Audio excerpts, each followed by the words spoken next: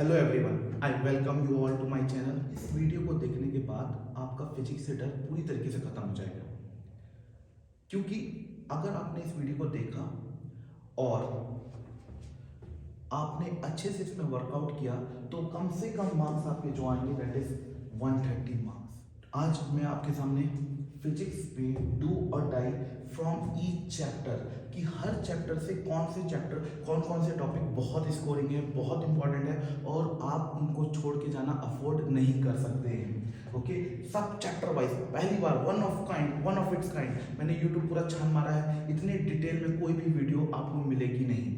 देखिए, मेरा मानना बेटा ऐसा है कि नीट एक ऐसा एग्जाम है जिसमें सिलेबस कवरेज ज़्यादा होना चाहिए। अगर आप सिलेबस कवरेज ज़्यादा होना चाहिए मतलब कोई भी चैप्टर को पूरी तरीके से आप छोड़ के जाना अफोर्ड नहीं कर सकते हैं। तो अगर मान लीजिए आपका कोई चैप्टर बहुत अच्छे से प्रिपेयर्ड है, देन वेल एंड फाइन।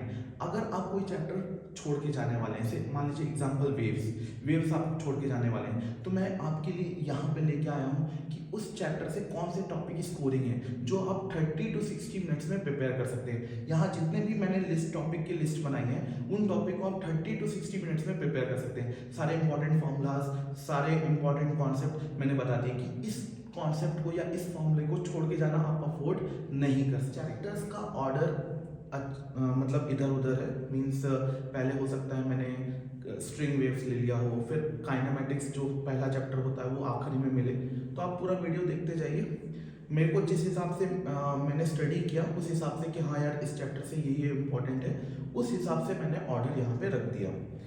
अब यहाँ पे मैं आपको क्या सजेस्ट करूँगा कि आप सबसे पहले कॉपी पेन ले लें। अब जो चैप्टर्स आपके पूरे तरीके से प्रिपेयर्ड हैं वो तो ठीक है, उसका आपको देख लेना, हाँ यार ये टॉपिक मेरा अच्छे से हो जाए। लेकिन जो चैप्टर्स आपके प्रिपेयर्ड नहीं है उन चैप्टर्स को आपको क्या करना है, कम से कम ये चीज करके जाना है। पूरी तरीके से आप अफोर्ड नहीं कर सकते उस चैप्टर को छोड़ना। अब आप एक कॉपी पेन लीजिए और इस वीडियो को अच्छे से ध्यान से देखिए और जो भी इम्पोर्टेंट टॉपिक्स हैं, फॉर्मूलाज हैं, वो नोट डाउन करते जाइए। और अगर आपको हड़बड़ाहट हो रही है या फास्ट फॉरवर्ड करने का मन कर रहा है, बिलीव मी आप मिस्टेक करने वाले हैं। आप शॉर्ट्स देखते हैं और आप जल्दी जल्दी स्क्रॉल कर रहे हैं, तो ये एक एंजाइटी का टाइप है और ऐसे में आप क्वेश्चन हड़बड़ाहट में पढ़ेंगे और कहीं ना कहीं कोई ना कोई सिली मिस्टेक करेंगे। तो आराम से वीडियो को देखिए, नोट डाउन करिए और इस आदत को सुधारिए कि लेक्चर को हमको नॉर्मल स्पीड में देखने की आदत डालिए। उसमें आपको एग्जाम में सिली मिस्टेक अपने आप कम होते जाएगी। इससे पहले मैं वीडियो को स्टार्ट करूं, मैं अपने बारे में बता देता हूं। I am Aqib Khan, I am pass out from IIT Dhanbad, senior physics faculty in rise institute. अब मैं आपसे एक चीज़ रिक्वेस्ट करना चाहूँगा, मेरा चैनल काफ़ी नया है, आप प्लीज़ इसको सब्सक्राइब करिए, अपने दोस्तों से शेयर करिए और आपकी हेल्प से मेरा चैनल भी अच्छा से ग्रो हो पाएगा। अब सबसे पहला चैप्टर जो मैंने लिया है स्ट्रिंग वेव। स्ट्रिंग वेव वैसे तो वेव बहुत टफ चैप्टर माना जाता है, बहुत सारे बच्चों का वीक है, लेकिन बेटा यहाँ पे आपको क्या चीज़ करके चलना है,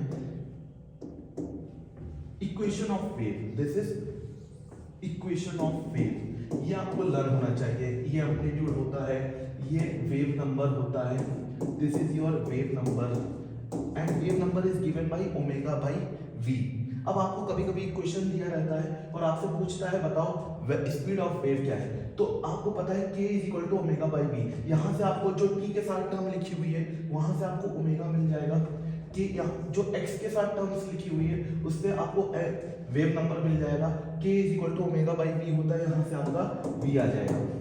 v स्ट्रिंग वेव में v का एक और formula under root tension upon linear mass density. तो अगर आपको स्ट्रिंग का टेंशन दिया हुआ है, उसका लीनियर मास डेंसिटी दी हुई है, तो स्पीड ऑफ वेव यहाँ से आपकी निकल जाएगी। तो ये कुछ सिंपल फॉर्मूलेज हैं जो अगर आप इस चैप्टर को छोड़ने वाले हैं तो कम से कम इस चीज को आप करके लिया है। Carbon coding, carbon coding very important topic.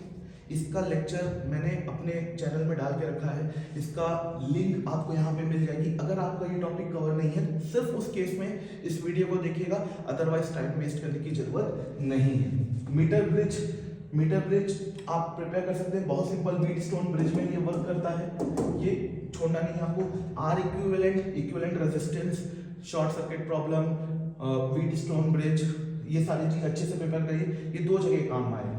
Potentiometer, potentiometer अच्छे से आपका कॉन्सेप्ट प्रिपेयर होना चाहिए। अगर आपको पोटेंशियोमीटर नहीं आता, इसका भी नीचे डिस्क्रिप्शन में आपको लिंक मिल जाएगा, मेरा बहुत अच्छा डिटेल में लेक्चर इसके लिए प्रेजेंट है। अगर आपने इसका लेक्चर देख लिया तो एक भी टॉपिक, एक भी क्वेश्चन आपको पोटेंशियोमीटर का छूटेगा नहीं। या तो यहाँ पे लिंक आ रही होगी या तो आप डिस्क्रिप्शन में चेक कर लीजिएगा, इसकी लिंक मिल जाएगी। मैं थोड़ा सा जल्दी जल्दी कवर कर रहा हूँ, अदरवाइज वीडियो काफ़ी लंबा हो जाएगा। मैं सारे चैप्टर से सारे इजी टॉपिक और जो स्कोरिंग टॉपिक हैं जिसके आने की प्रोबेबिलिटी सबसे ज़्यादा है, सब कुछ कवर कर दे रहा हूँ। देखिए कैपेसिटर, कैपेसिटर से जितने भी क्वेश्चन आए मोस्टली कहाँ से आते हैं, इक्विवेलेंट कैपेसिटेंस से। अगर आपने आर इक्विवेलेंट निकालना सीख लिया है तो सी इक्विवेलेंट भी वैसे ही हो जाएगा। बस सीरीज में इसमें 1/c equivalent is equal to 1/c1 plus 1/c2 होता है, और पैरेलल के केस में सिंपली सी इक्विवेलेंट क्या हो जाता है, c1 plus c2।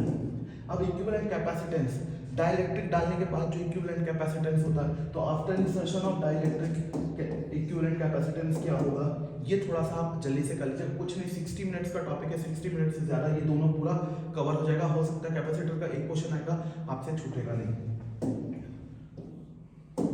Rotational motion, rotational motion से 3 क्वेश्चन आते हैं। ज़्यादातर देखा गया पैटर्न कि 2 questions, around 2 question is from moment of inertia. अब मोमेंट ऑफ इनर्शिया प्रिपेयर करने में आपको ज़्यादा टाइम नहीं लगेगा। अब मोमेंट ऑफ इनर्शिया अगर टॉपिक वन शॉट, कोई भी वन शॉट वीडियो देख लें आप मोमेंट ऑफ इनर्शिया का, एनी वन शॉट वीडियो आप देख लीजिए, उससे आपको मोमेंट ऑफ इनर्शिया कैलकुलेट करते आ जाएगा।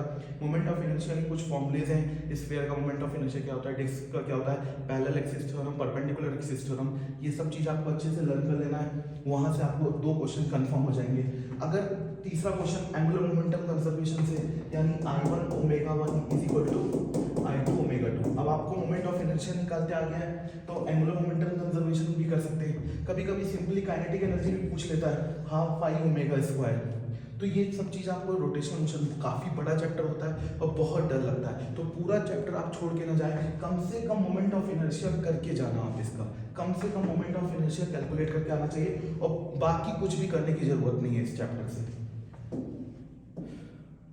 Centre of mass, centre of मास में कई बार 2 मासेस दिए हैं m1 m2 और इनके बीच का सेंटर ऑफ मास दिया है। Simple formula x is equal to m1l upon m1 plus m2। Centre of velocity of centre of मास, इसका फॉर्मूला आ जाता है m1v1 plus m2v2 upon m1 plus m2। ऐसे ही acceleration of centre of mass का क्या हो जाएगा, m1a1 plus m2a2 upon m1 plus m2। Simple formula है। फिर जैसे ही एंगुलर मोमेंटम कंजर्वेशन होता है वैसे ही मोमेंटम कंजर्वेशन होता है, m1v1 प्लस m2v2। इस पे बेस्ड फॉर्मूलेज, इस फॉर्मूले के बेस्ड आप क्वेश्चंस करके जा सकते हैं। अब सर्कुलर मोशन, सर्कुलर मोशन देखिए तभी आपको आएगा जब आपको लॉस ऑफ मोशन और फ्रिक्शन आता है। अब लॉस ऑफ मोशन और फ्रिक्शन आप अगर पहले से करके रखे हैं तो पूरा करिए डिटेल में, अदरवाइज उसमें कोई ऐसा मतलब ऐसा नहीं है कि आपको पूरा चैप्टर नहीं आता और उनमें से कोई क्वेश्चंस आपको बन जाएगा। या तो आपको पूरा करना पड़ेगा या तो आपको पूरा छोड़ना पड़ेगा। मैं आपसे ये सजेस्ट करूंगा कि laws of motion, friction, circular motion और वर्क पावर एनर्जी, ये 4 चैप्टर एनएलएम, फ्रिक्शन,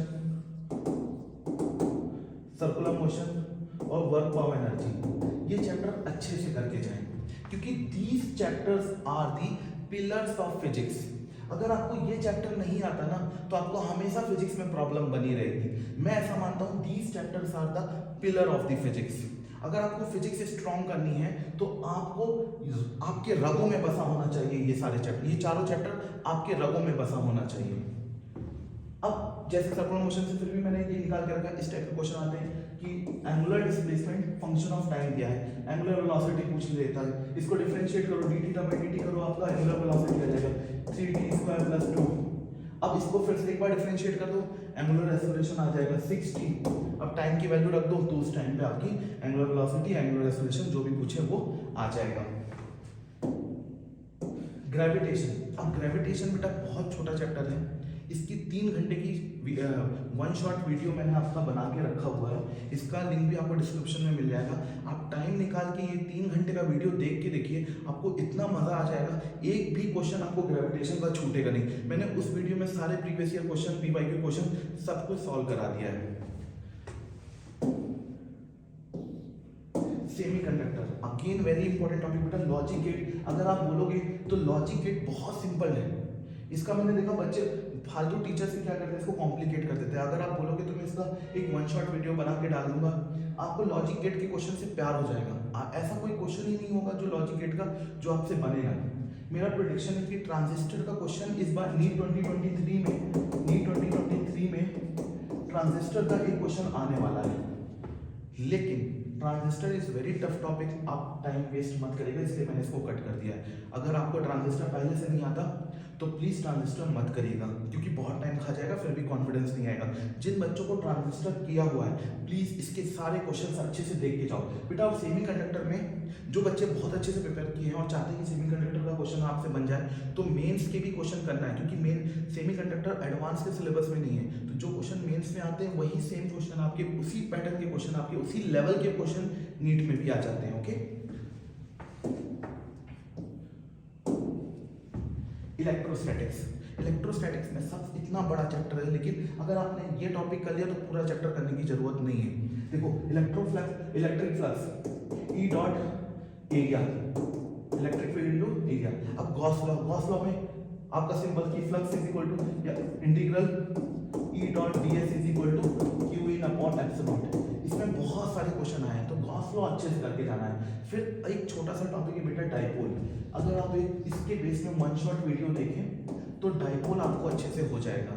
डाइपोल के क्वेश्चन आने के चांसेस ज्यादा है। अब बेटा चार्ज डिस्पेयर होता है, कंडक्टिंग नॉन कंडक्टिंग, इसके कारण electric field versus R curve और पोटेंशियल वर्सेस आर कर्व, ये अच्छे से देख के जा पाए आप, बोथ कंडक्टर के लिए और नॉन कंडक्टर के लिए। E versus X curve, V versus X curve, यहाँ पे इलेक्ट्रिक फील्ड क्या होगी, बाहर इलेक्ट्रिक फील्ड क्या होगी, सरफेस पे इलेक्ट्रिक फील्ड क्या होगी, यहाँ पे पोटेंशियल क्या होगा, सरफेस पे पोटेंशियल क्या होगा, बाहर क्या होगा। जैसे एक चार्ज स्फीयर है, इसका चार्ज कितना है प्लस है और इसका चार्ज क्यू है, तो सरफेस पे इलेक्ट्रिक फील्ड पोटेंशियल क्या होता है के क्यू बाई आर। सेंटर पे भी यही इलेक्ट्रिक पोटेंशियल होता है। तो ये सारी चीजें थोड़ा सा अच्छे से डिटेल में आप देख के जाएं।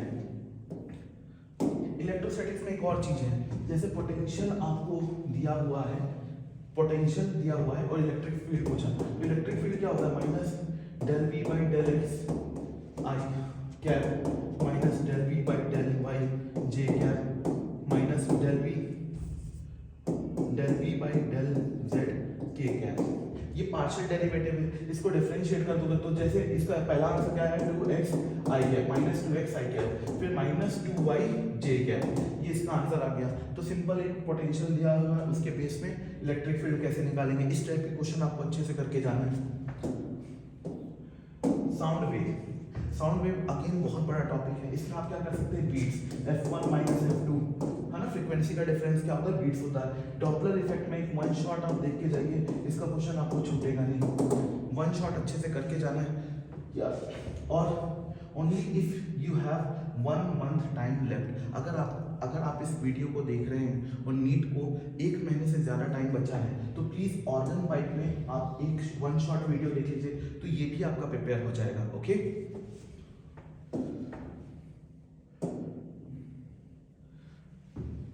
Magnetic effect of current. Magnetic effect of current क्या चीज़ है, मैग्नेटिक इफेक्ट ऑफ करंट में हम क्या क्या प्रिपेयर कर सकते हैं बेटा। स्ट्रेट वायर के कारण, स्ट्रेट कंडक्टिंग वायर के कारण किसी पॉइंट में मैग्नेटिक फील्ड क्या होती है, आपने देखा mu naught upon 4 pi into I upon D into sine theta 1 plus sine theta 2, ये वाला जो फॉर्मूला है, इसके बेस में क्वेश्चन। अगर कोई एक आर्क है, इसके कारण सेंटर में मैग्नेटिक फील्ड, ये एंगल थीटा है, तो mu naught upon 4 pi into I upon R into theta, ये करके जाए अच्छे से। मूविंग कॉइल गैल्वेनोमीटर बेटा बिल्कुल छोड़ के मत जाना। मूविंग कॉइल गैल्वेनोमीटर को एम मीटर में कैसे कन्वर्ट करते हैं, गैल्वेनोमीटर को वोल्ट मीटर में कैसे कन्वर्ट करते हैं, अच्छे से देख के जाना। नीट 2023 में आने के बहुत ज़्यादा चांसेस है इसके। इसमें एक मूविंग कॉइल गैल्वेनोमीटर में voltage sensitivity is equal to current sensitivity upon resistance of galvanometer, ये एक इंपॉर्टेंट फॉर्मूला है। इसके बेस में आप देखोगे एक पीवाईक्यू भी आया हुआ है, अच्छे से करके जाना। Ampere circuital law, B dot dl mu naught I इन, अच्छे से करके जाना ये वाला क्वेश्चन।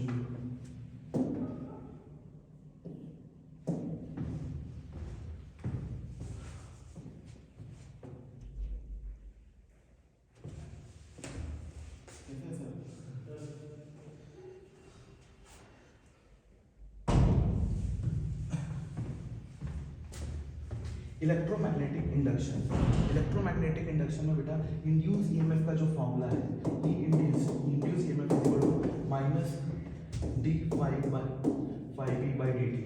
इसके बेस में क्वेश्चन आपको अच्छे से करके जाना है, इसके आने के चांसेस सबसे ज़्यादा है। इंड्यूस ईएमएफ में पूरा चैप्टर करने की जरूरत नहीं है, बहुत टफ क्वेश्चंस आते हैं इस चैप्टर से।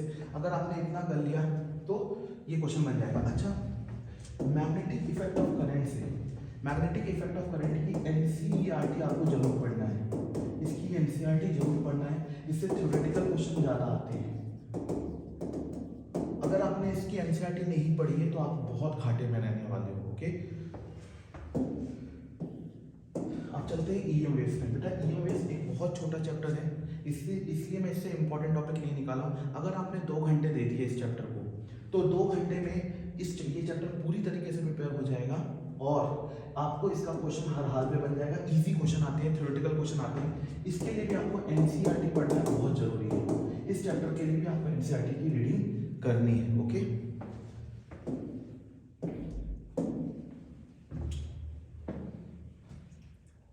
वेव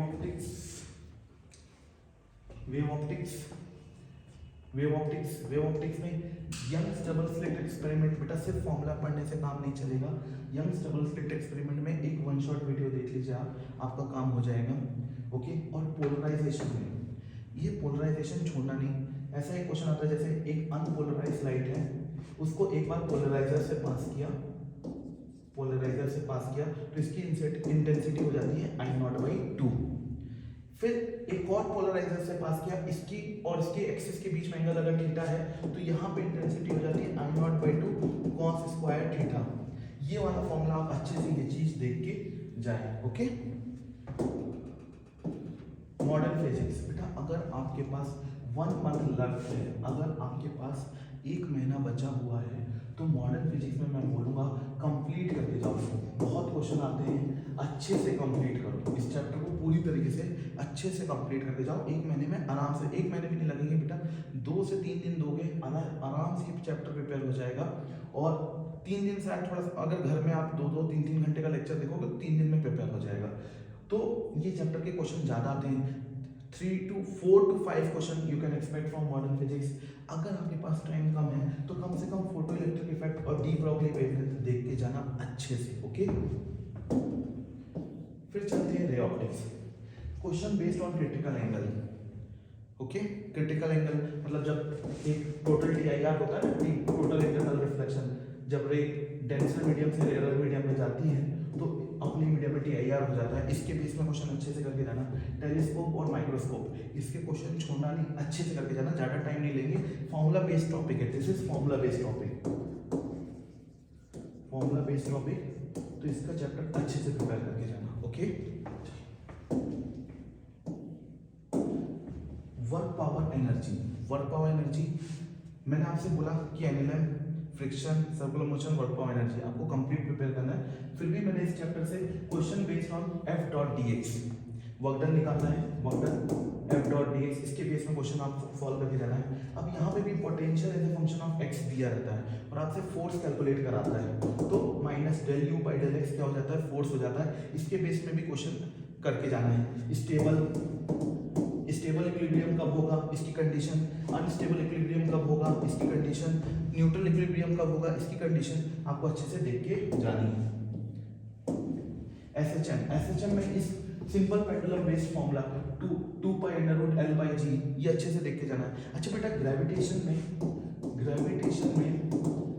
g इफेक्टिव का फॉर्मूला देख के जाना। इफेक्टिव g मतलब हाइट के साथ और डेप्थ के साथ, और इसका ग्राफ अच्छे से देख के जाना, इसके आने के चांसेस मुझे ज्यादा लग रहे हैं। ओके, ग्रेविटेशन में ये टॉपिक अच्छे से देख के जाना आपको। थर्मल प्रॉपर्टीज ऑफ मेटल, बेटा कंडक्शन की एक रॉड है, ये वाला टेम्परेचर TH है, यहाँ TL है, इससे कितना हीट ट्रांसफर हो रही है, जो Q है, हीट करंट कितना है, तो इसमें सिंपल फॉर्मूला होता है ना KA/L, ये थर्मल कंडक्टिविटी है, TH - TL, इसके बेस में क्वेश्चन देख के जाना है।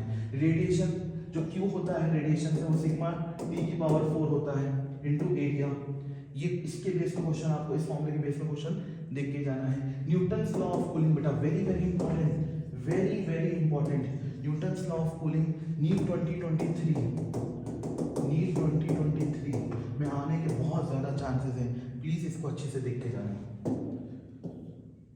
Thermodynamics, efficiency of Carnot cycle. Efficiency का आपने फॉर्मूला देखा होगा 1 - TL/TH, है ना, इनटू 100 अगर परसेंटेज में पूछा तो ये वाला फॉर्मूला देख के जाना है। सीओपी का, जैसे COP of refrigerator TL/TH - TL, इसके बेस में फॉर्मूला आपको देख के जाना है अच्छे से। ओके, थर्मोडायनेमिक्स में ये चीज़ इंपॉर्टेंट है। VRMS, V average, kinetic theory of gases से आपको क्या क्या देख के जाना है। VRMS, वी एवरेज, VMP, बेटा ये सारे टॉपिक मैं बता रहा हूँ आपको, इतने इंपॉर्टेंट हैं। अगर आपने इन टॉपिक को करके गए 130 मार्क्स आपके कहीं नहीं गए, 130 मार्क्स आपके हर हाल पे आ जाएंगे। ओके, और जो चैप्टर्स आपको अच्छे से आते हैं उनको पूरा करके जाना है। ये नहीं कि इंपॉर्टेंट टॉपिक करके, इंपॉर्टेंट टॉपिक उन्हीं चैप्टर्स के करने हैं जो चैप्टर्स आपको नहीं आते। अब जो चैप्टर आपको आता है उनका आपको और अच्छे से करना है। ओके, VRMS कितना हो गया, √3RT/m। वी एवरेज कितना हो गया, √8RT/m। VMP कितना हो गया, √2RT/m। इसके बेस में क्वेश्चंस आपको अच्छे से सॉल्व कर लेने हैं।